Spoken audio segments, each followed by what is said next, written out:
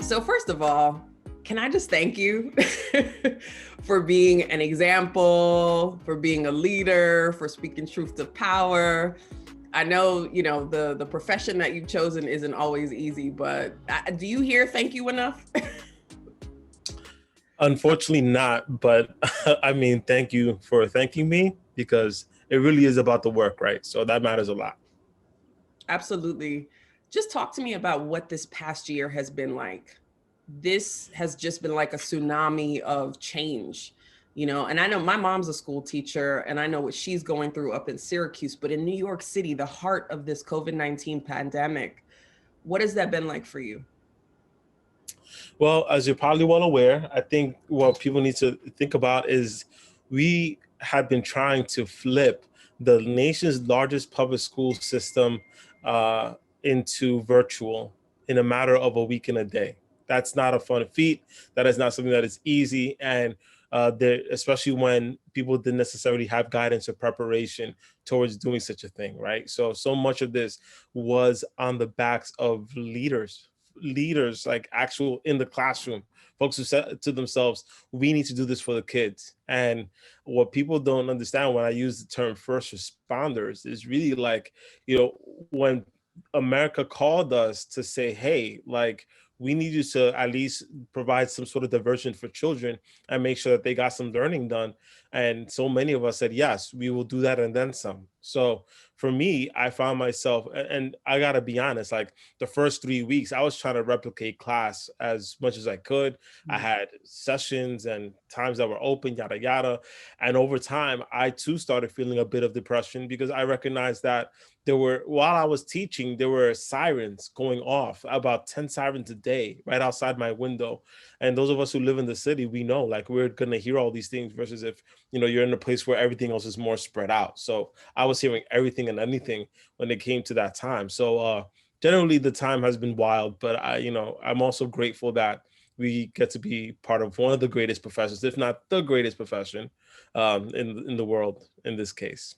It's absolutely frontline work because you are called to be strong even as you too are experiencing the pandemic, as you said, because you actually live in the neighborhoods where you are a part of. A lot of teachers can't say the same. um, I'm wondering if you can just paint a picture for people about what our kids go through, because we heard stories about an increase in domestic violence, for example, other social issues that were really exposed during COVID-19. But what were some of your kids experiencing while they were also trying to learn? Well, there's a few things that come to mind is that this narrative is a lot more complicated than people want to give it credit for. So the issues that were happening before COVID were exacerbated by COVID. And so what we need to recognize is twofold. Number one, when you work in situations in the ones that like me and mine do, we know that our parents are also more likely to be the essential workers that are being called upon to be out there while folks who live in more, I guess, upper crust, upper echelon jobs can actually stay at home while everybody gets to deliver groceries for them, for example, or they have to work as nurses, for example. And those are things that my kids were experiencing is, before the pandemic, you had a child who may not have been as interested, but at least had some sort of schedule and a place that they can go to kind of disconnect from their real world, right? Where they may have been struggling or their parent was working 2, 3 jobs just to make ends meet. And so school provided a sort of structure that allowed them to be at least as have some sort of sanctuary at times, right? But what happened during the pandemic is, that ended up being exacerbated. So I literally had some kids who they felt like they had to disconnect because their parent had passed away or their uncle had passed away or any number of relatives that had COVID. There were a couple of kids who I know who we had to make special plans for because their parents were essential workers as well. And so there were negotiations that some of us had to make, including coming off the regular schedule and trying to create specific schedules for specific children. So while I was grading papers, for example, there were kids who were literally commenting back at 11:30 at night, and I was like, I'm not asking you to comment while I'm commenting. That's like my usual regular time to get things done. Right. But that just ended up being a time that the kid would be on because their parents were out, so they were waiting for their parents to come back home. Whereas school, during I guess pre-COVID, right? Like they knew that they had to be at school at a certain time, so they went to sleep early and they wake up early, etc. We didn't have those boundaries. We couldn't. Now we're on camera going into their homes. They're not coming to our places of work. You see what I'm saying? That's Yeah. a different paradigm there, and I think that's what complicates this conversation around, for example, domestic violence or even food insecurity, health insecurity. So schools are the last and most enduring social safety net we have in this country, because we haven't addressed child poverty, we haven't addressed healthcare issues, we haven't addressed a lot of things, and where we did address them, we put it all on the school to do so. Yeah, this is so much bigger than designing different lesson plans. In many ways, you were already kind of serving as social workers, and then you had to go above and beyond and do that to the next level. What's interesting is, so you're highlighting all these ways in which inequality plays out, right? Depending on what zip code you're in, your experience with school and COVID was different. But there's also a level of inequality in terms of the way that Black and Latino teachers have been treated during this time. And you started this really powerful petition to call out this inequality for people who were completely like naive to this. What is the inequality? What was the inequality? Well, several. One is that, again, like we were more likely. So when you look at the population of teachers in New York City, and you break them up into thirds according to income, when you look at the lowest third of income, we are actually at a point where it's 50-50 white versus people of color who are on staff as teachers, right? But the richer that the school gets, the less teachers of color that there are. So when the petition came out, we were specifically talking about the places where we work, because the places where we work were the most likely to go through any number of issues related to COVID. And even pre-COVID, we were already asking for things. So the inequalities, for example, being around lack of broadband, people who have to share an internet all at the same time, issues related to laptops. There's still kids who are asking for laptops, who are petitioning, doing GoFundMe's. There are parent organizations, grassroots parent organizations, who are having to do the job that NYC Department of Education should have been doing. There's any number of issues, again, related to food insecurity, health insecurity, ways that we can actually do schooling better for our children. And so many of them were being left behind because we didn't have structures in place already ready for them when we transitioned, for, again, over a week and a day. Like that, it was literally like this. We were trying to change all these different schools to make that happen. But of course, it's the Black and Latinx schools that got left behind. And so teachers of color decided to come together and say, hey, like, how can we actually make this better? Because we actually need to not just come with the problems, but with solutions. And we need to put those out there into the fore. So we had any number of people come together from the coalition, by the way, which just last year had developed a definition for culturally responsive and sustaining education, which was adopted by NYC Department of Education, right?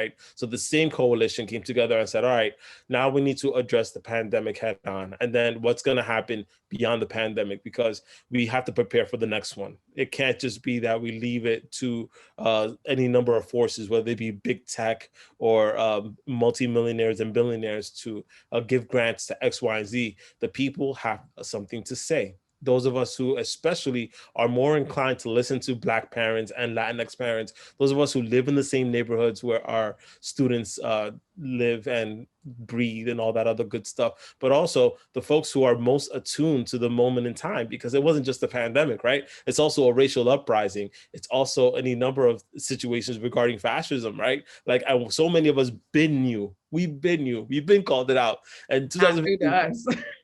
you know the vibes, we were already there and we already said it, and yet and still they weren't hearing us out. And so what you see now too often, for example, is that people say, well, teachers should just focus on teaching, and then all the stuff related to race and class and social justice, we put it to the side. We don't need to do that stuff anymore because it's really about what you're trying to do with kids. But if you brought that stuff into the center, then you would get more kids to feel included. Like that's the whole point, is when you have a classroom where kids don't feel like they belong, it doesn't matter whether it's on camera or in face-to-face, they're not going to be engaged. Like imagine, like we don't want our kids to just be bodies in the classroom. Like that doesn't do us any good. if we are really about that social justice life, we want their minds, we want their hearts, we want everything in there. And so the way we do that is by addressing the societal ills, but also the day in, the day out of the work that we do here. And so that's where the petition was coming from more than anything. They try to tell you to shut up and dribble, and they don't know. It's bigger than one thing, right? That's right. And so did they respond? How responsive was the Department of Education and just the administrative kind of power body in general to your concerns? I think there were some elements that started shaking as a result. We were fortunate in that we had about 1,500 folks sign up on that petition. So it was a beautiful thing. We sent it out to any number of council members across the city, as well as across the state senators, and of course the Andrew Cuomo, Bill de Blasio, Chancellor Carranza, etc. What we found was, even when they weren't directly addressing us, there were things that are now starting to be put in place. So, for example, Richard Carranza recently announced that we're no longer going to have gifted and talented tests anymore, and we're going to reimagine what that looks like, which, by the way, that's the right way you use reimagine, not the way where you say we have to take these things away from people who need it the most. Like when we say reimagine, we truly mean let's be thoughtful about what it means to be equitable for our schools. So, in the gifted and talented element, we see that. We see any number of mayoral candidates take up some of the elements from our platforms, for example. There's some movement happening. Is it happening quickly enough? No, not even close. But in the way that we know bureaucracies move slowly, and we know how huge NYC DOE generally is, we have seen some movement. At least they're open to our ideas and they're listening, and that's a good start. And we're just going to keep applying pressure where we can. Definitely apply pressure. They need to know that they have to listen to you.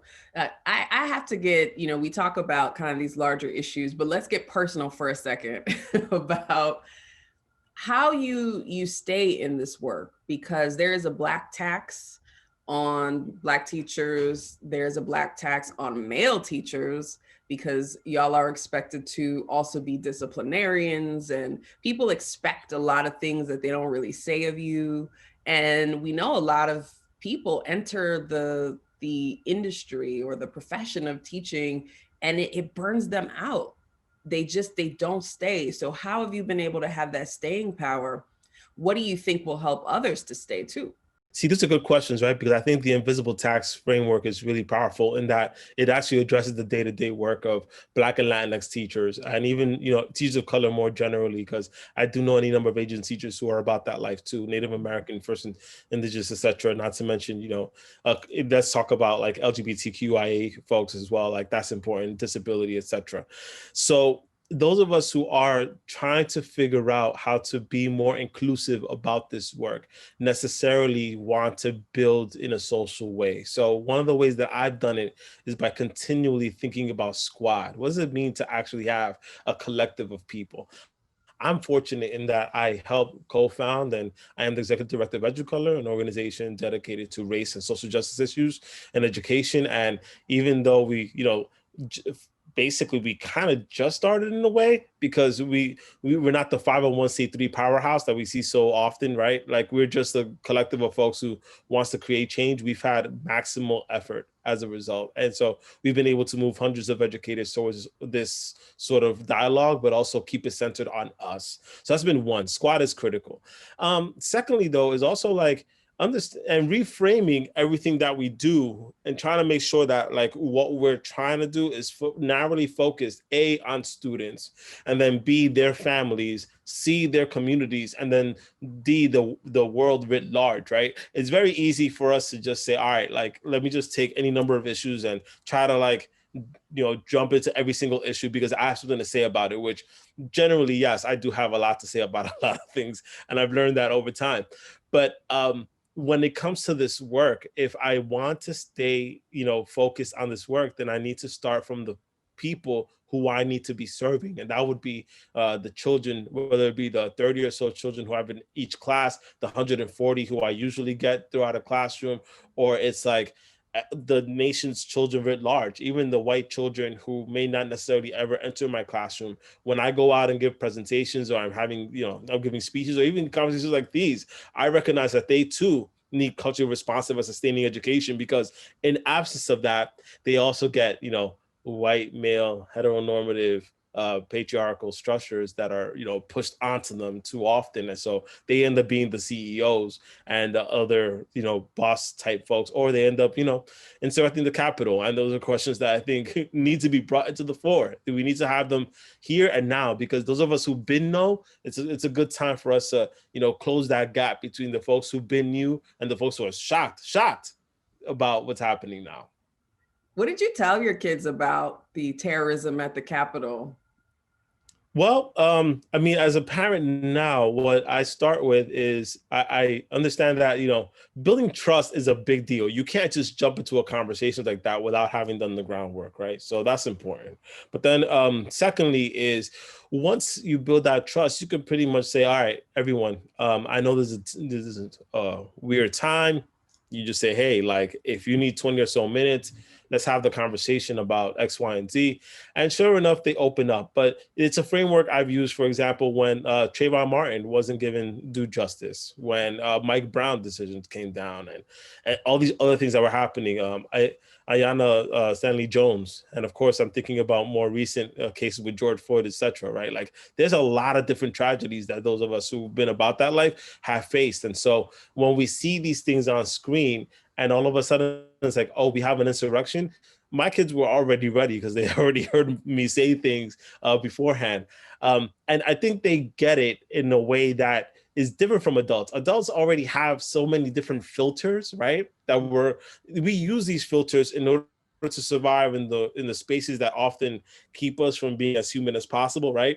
But then children don't necessarily have the same filters. So they're able to be more honest about what they see and what they hear, what they feel. So what Kids are I end so up telling honest. them is like, right. They So keep it so real.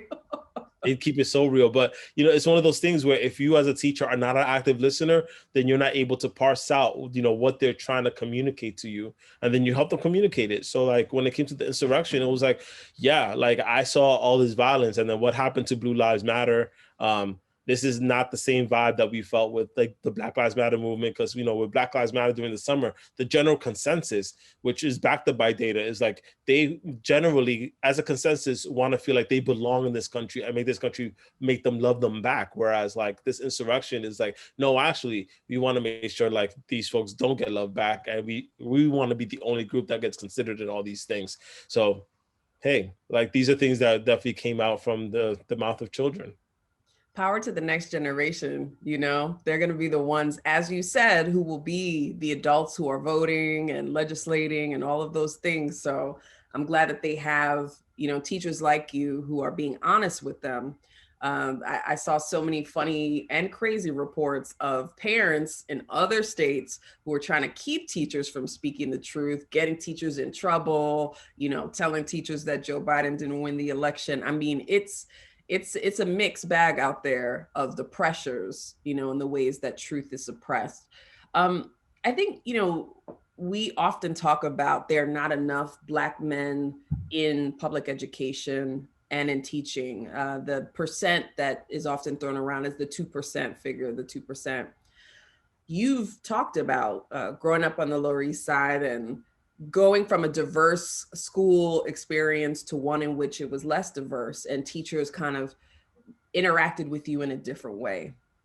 Um, why do you think the number is so low, and what can we do to change it? Every issue that people talk about when it comes to teachers goes doubly, three times, four times as much for educators of color, whether it be pay wages, lack of autonomy, the way that teacher evaluations end up going. Most of those issues end up being multiplied by race and class and and gender and all these other different elements here. So I'll give you a quick example. So when we think about income, right? A teacher generally doesn't get paid very much across the country, right? And considering all the student loans they've had to take on, or the sorts of things that generally come in when it comes to like just debt, right? But then when you think about most of the Black folks who are educators, or most of the Latin folks who are educators, they're not just giving money to themselves. They have to give back to their mother, their abuelita, their family members. So they don't have that generational wealth where, they have that security about whose debts they're going to be paying off those first few years, right? And even after they've gotten this due process, I mean, they call it tenure, but it's really just due process, where they get that master's and they're able to say, hey, I'm getting paid more as a result. It takes a long time for you to get to a point where, you're actually able to make this job a sustainable thing. I know we have reports all across the country where people are still driving Ubers after school and during the nights, and then trying to grade papers while they're kind of off duty, and then get back to work at the same time. That doesn't make this thing sustainable. That's a shame, actually, that they have to, you know what I mean? That people have to.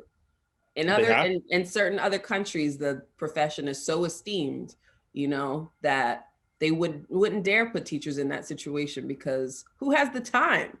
Who has Right. the time?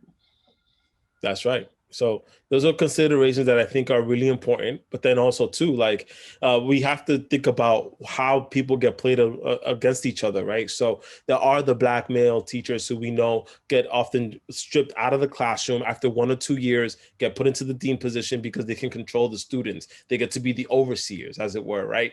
But that also negates how there's been mass school closures across, the last 20 years or so, where, like, there'll be one city that gets 20 school closures. Oh yeah, we could do better. Let's do 30. And then, with Chicago, you'll get like 50 something. And then, it kind of hampers the Black women teachers or the Latinx women teachers, who often get asked to stay behind and help close out the school. And they end up being like the storytellers for the school, because what people don't understand is that for so many of our communities and institutions, those public schools are part of the actual neighborhood, right? They're not just these things that, churn out product. Like they don't just make kids into smart geniuses. They also host the football rallies. They also host, like, the graduations, where people feel like there's like this coming up ceremony of sorts, right? Like they are community hubs. Like there's these places where, like, they're literally teaching their parents English, right?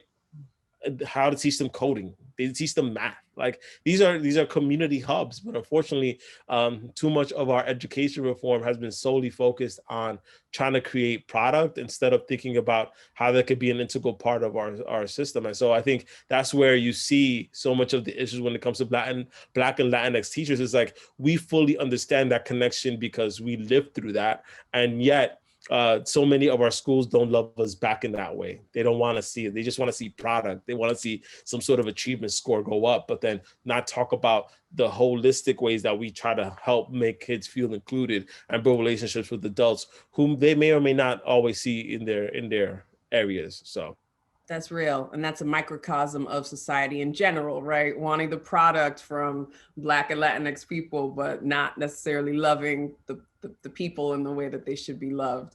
As we wrap today, I can't help but notice the poster behind you of People Change.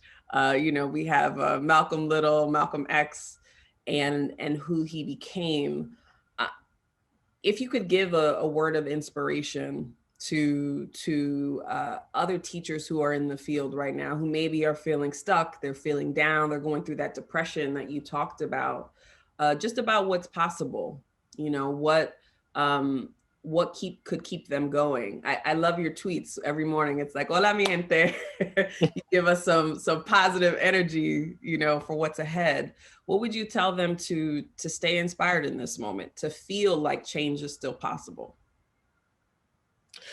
I love this because that's actually one of my core functions, it seems like, throughout my 15-year career, is trying to help teachers of color stay as well as I can. But hope isn't just a thing that's wishy-washy, right? Hope is the work that we do on a consistent basis. We are constantly hosting hope in our passenger seat, because as we're driving this work, right, we need that hope because we can't do this work without it. We hope for a better world. We came in specifically to make change, and the way that we want to do that change is through the children that we serve, the communities we serve. And so when I ask people to have hope, it isn't this ephemeral thing where, oh, like it's just out there and we should just hope for things. No, it's in the actions that we do, the words that we partake in, the squad that we build around each other, the communities we serve consistently, the ways that we love one another in the work that we do, right? And so my only hope and inspiration is that even in this darkness, and I think about, the words of Martin Luther King Jr., where,